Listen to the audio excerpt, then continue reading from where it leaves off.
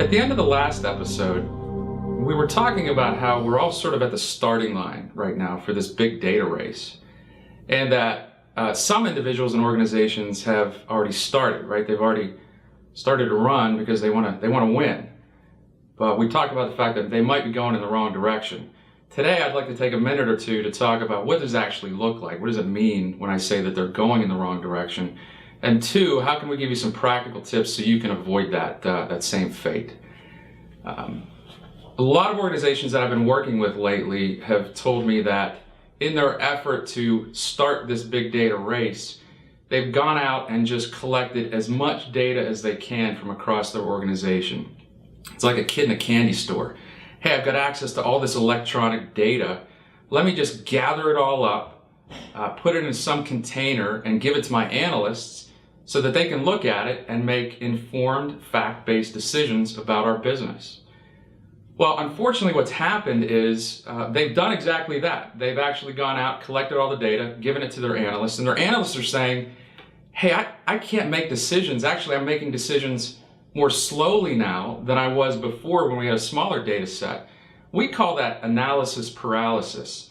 There's too much information and too little direction about what they should be doing with it to make good decisions and quick decisions. So how can you avoid that? How can you avoid that analysis paralysis peril?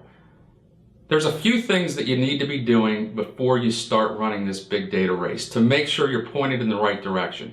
The first thing is, look at your organization's strategic goals. Your organization is going to have 3 to 5 strategic goals for a 1-year, 3-year, 5-year period.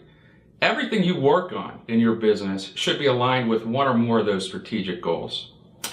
The next thing, once you've identified those goals, is identify the 4 to 6, and I mean that, 4 to 6 key performance indicators that you need to be keeping track of to measure your performance and your team's performance against those strategic goals.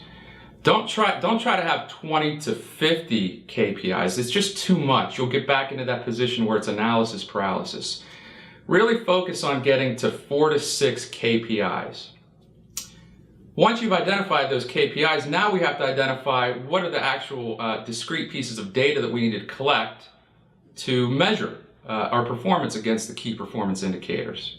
So we're working backwards here if you're with me. First, identify the strategic goals, then the key performance indicators. Now we're identifying the discrete data that we actually need to collect. It's not everything. It's a finite amount. Once you've identified the data, and the last piece, and it's not the least important, you need to identify technology that allows you to collect, manage, and share that data in a very efficient and effective way. So how do I collect it and put it and transform the data into an actionable format so I can make fast, fact-based decisions?